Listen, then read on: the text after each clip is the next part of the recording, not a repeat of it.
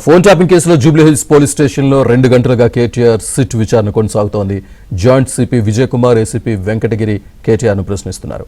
BRS పార్టీకి వచ్చిన విరాళాలు ఎన్ని, 2023 ఎన్నికల సమయంలో వచ్చిన విరాళాలు ఎంత, ఎలక్టోరల్ బాండ్స్ రూపంలో ఎన్ని కోట్లు వచ్చాయి, సంధ్యా శ్రీధరరావు ద్వారా 12 కోట్ల రూపాయల ఎలక్టోరల్ బాండ్స్ వచ్చాయా లేదా, ఇలాంటి ప్రశ్నలు వేస్తున్నారు. అలాగే ప్రభాకర్ రావు బృందంతో బ్లాక్మెయిల్ చేసి ఎలక్టోరల్ బాండ్స్ వసూలు చేశారా లేదా, సిరిసిల్లలో వార్ రూమ్ ఎందుకు ఏర్పాటు చేశారు, ఆ వార్ రూమ్లో ఏం చర్చించారు అనే అంశాలపై సిట్ అధికారులు ప్రశ్నిస్తున్నారు.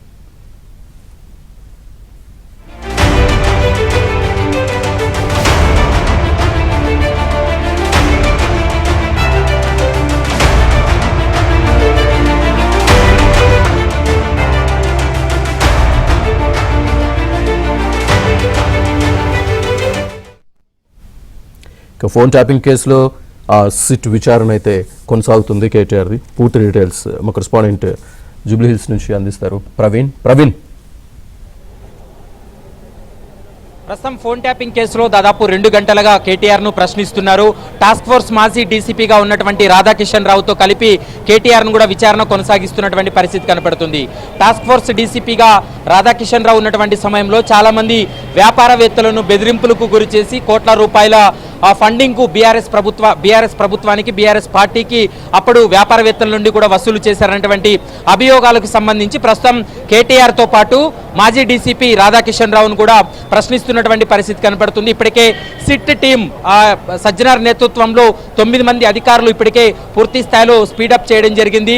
ఈ కేసుకు సంబంధించి సజ్జనార్ నేతృత్వంలోనే విచారణ కొనసాగుతుంది. మరోవైపు ఇప్పటి వరకు ఆర్థిక పరమైనటువంటి లావాదేవీలు, ఎందుకంటే బీఆర్ఎస్ పార్టీకు 2023 ముందు ఉన్నటువంటి ఆర్థిక పరమైనటువంటి లావాదేవీలకు సంబంధించి కూడా సుదీర్ఘంగా విచారణ కొనసాగుతున్నటువంటి పరిస్థితి కనపడుతుంది.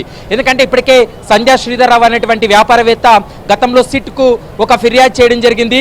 ఎస్ఐబి చీఫ్ గా ఉన్నటువంటి ప్రభాకర్ రావు బృందం తనను బెదిరింపులకు గురి చేసి వేధింపులకు గురి చేసి దాదాపు 11 కోట్ల రూపాయలు ఎలక్ట్రల్ బాండ్లతోటి బీఆర్ఎస్ పార్టీకి వాళ్ళు ఇప్పించే ప్రయత్నం చేశారు. కాబట్టి దీనిపైన పూర్తి స్థాయిలో చర్యలు తీసుకోవాలంటూ కూడా సంధ్యా శ్రీధరరావు గతంలో కంప్లైంట్ ఇవ్వడం జరిగింది.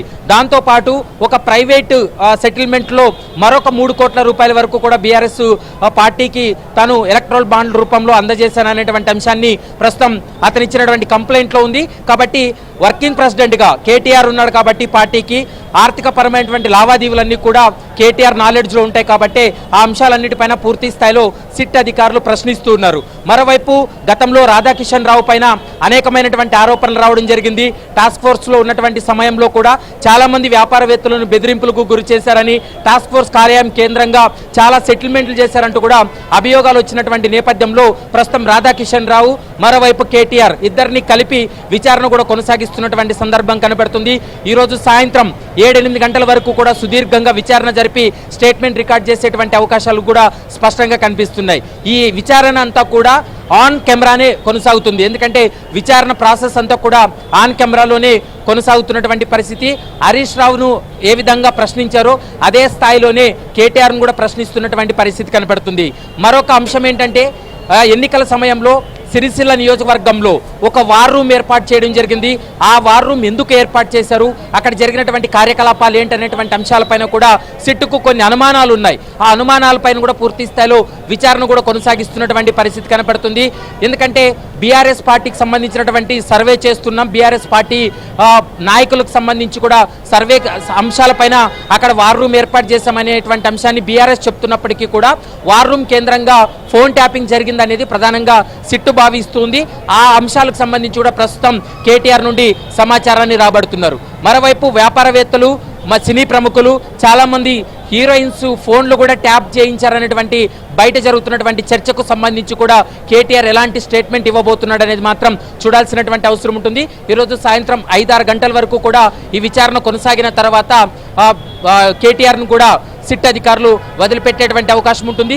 సిట్ నుంచి బయటకు వచ్చిన తర్వాత కేటీఆర్ మీడియాతో ఈ రోజు జరిగినటువంటి ఇన్వెస్టిగేషన్, ఈ రోజు జరిగినటువంటి విచారణకు సంబంధించి మీడియాతో మాట్లాడేటువంటి అవకాశాలు అయితే కనిపిస్తున్నాయి. Srinivas, thank you very much Praveen.